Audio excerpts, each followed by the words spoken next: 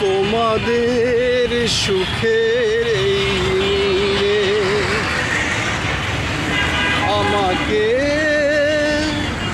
খুঁজো না বন্ধু, আমি তো চলেছি ফিরে তোমাদের সুখের এই নীড়ে আমাকে খুঁজো না বন্ধু, আমি তো চলেছি ফিরে। কাঁটাতারের সীমান্তে অপেক্ষা করছে বেশ কিছু মানুষ শূন্য রেখার মধ্যে। ইন্ডিয়া দাবি করছে এটা বাংলাদেশের জনগণ, আর বাংলাদেশ বলছে তোমরা মানুষজন ঠেলে পাঠিয়ে দিও। এখন এই পুশ ইন না পুশ ব্যাক,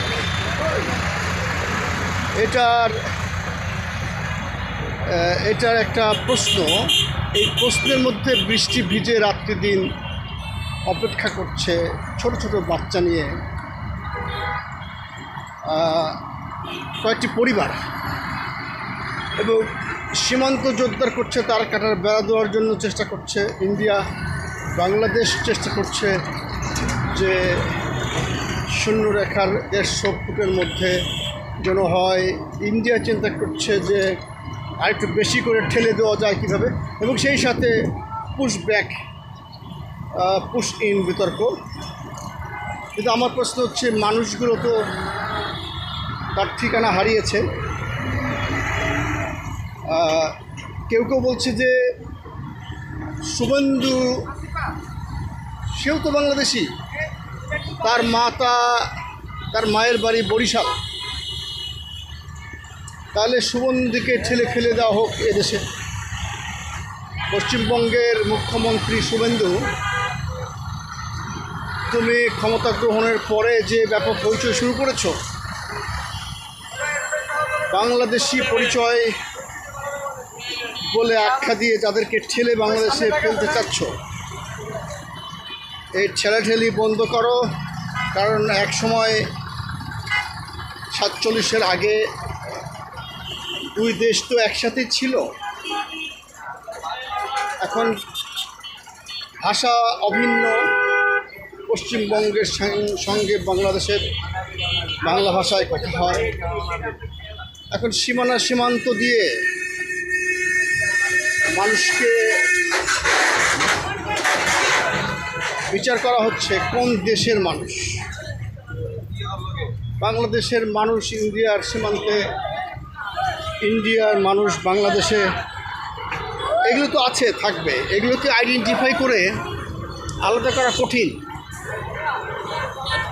আপনি মনে করছেন বাংলাদেশি মানুষ ঠেলে ফেলে দেবেন, আর আমি মনে করবো যে ইন্ডিয়ার মানুষ ঠেলে ফেলে দিব।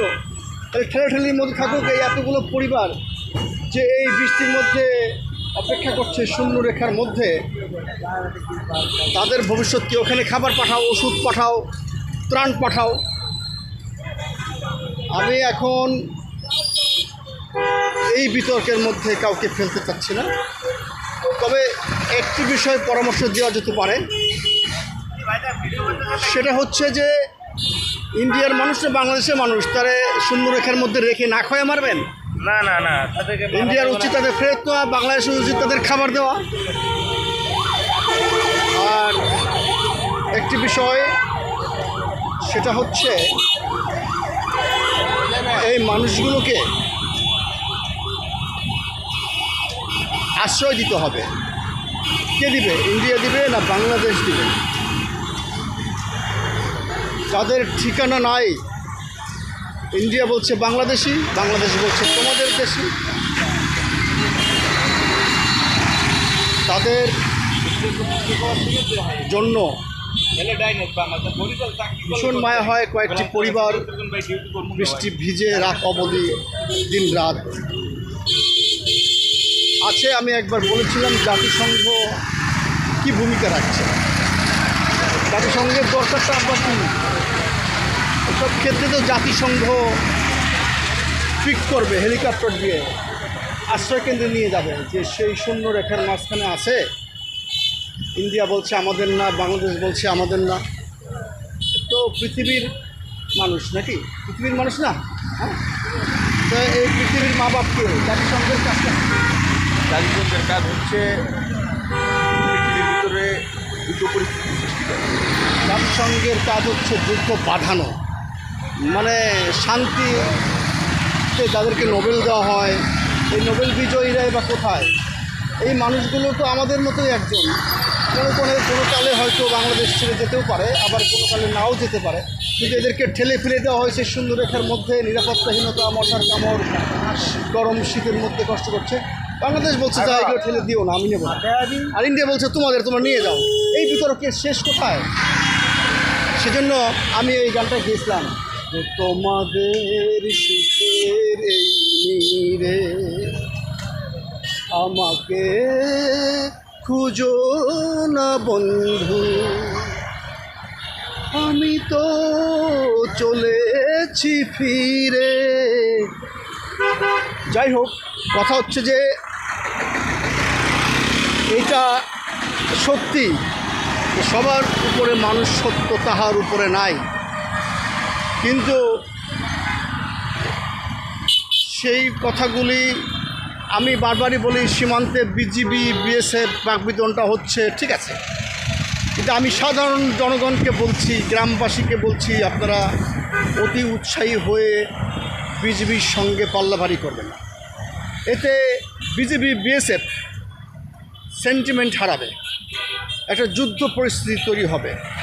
আমরা তো যুদ্ধ চাই না, শান্তি চাই। অবশ্যই বিজেপি বিএসএফ পতাকা বৈঠক করে সমাধান করবেন, এবং ভারতের প্রধানমন্ত্রী নরেন্দ্র মোদীর দৃষ্টি আকর্ষণ করছি, এবং সেই সাথে পশ্চিমবঙ্গের মুখ্যমন্ত্রী শুভেন্দু অধিকারীকেও বলছি, তার কাটা বেড়া দাও, নিয়ম মেনেই দাও, জেনেভা কনভেনশন মেনেই দাও, এবং যাতে এক দেশের লোক আর এক দেশের বিনা অনুমতিতে যেতে পারে না। আর খুবই স্বাভাবিক ব্যাপার, ঠুসঠাস গুলি করো না, এটা খুবই স্বাভাবিক একটা ইস্যু। তোমার দেশ চুরি করে নিয়ে কেউ যাচ্ছে না, তোমার দেশ চুরি করে কেউ নিয়ে যাচ্ছে না, হয়তো তোমার ভুলে ভুলে গরু চড়াইতে হয়তো শূন্য রেখার মধ্যে চলে যাচ্ছে। সেটা সহনশীলতার পরিচয় দিতে হবে। একটা অসহায় দরিদ্র কৃষককে, গরুর মালিককে মেরে, রাখালকে মেরে বিশ্বযুদ্ধে জয় করতে পারবা না।